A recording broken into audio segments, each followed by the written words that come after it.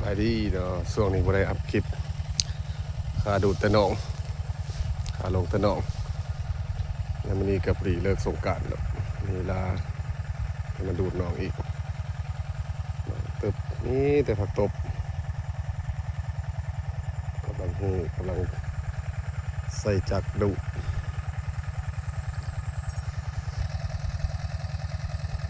กำลังดูกวนพอสมควรน้องครับป่าก็ได้จากตัวละป่าก็เดี๋ยวได้ป่าหน่อยหนึงพอได้ปีงอีกแล้วนี่ตบออกตบลวดป่าก็มีเอี้ยนก็มี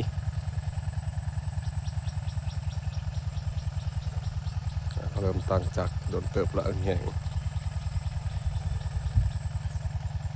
กาดก็ฮอนๆโอ้ยเครื่องก็บ่ได้แปลงช่วงนี้พักอีกมือหนึ่งสองมือแล้วน้องพลังที่ได้แปลงให้เด้อผู้ใดเดี๋ยวลูกค้าที่เอาเครื่องมาซ่อมมาแปลงนำก็ได้อดใจรอท่าปิดช่วงสงกรานต์เด้อเลยบ่ได้เข้านาเวียกประจำมื้อนี้ก็มีโอกาสได้มาดูดหนองมาจูบหนอง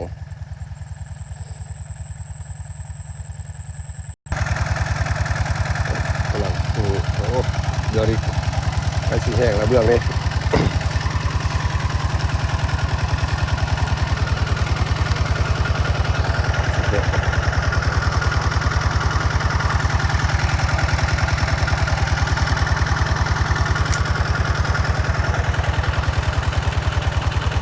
ตกสมควรลองไปดูดมาหลายปีแล้ว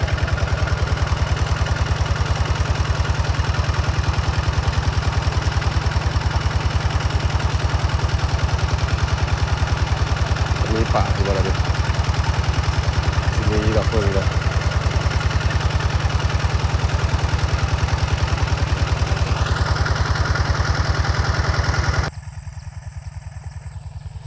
ก็คือสิมีป่าแหละโอ้ยหน่อมึงก็ได้3,800ทดลองนี่ก็ได้ก็เห็นหนึ่งๆอยู่นี่ดูป่ะโอ้ปลาเข่งพอได้ปิ้งได้กินนี่ดอกคือมีโอกาสโอ้3,800ของลูกค้ามาซ่อมก็เลยเอามาทดลอง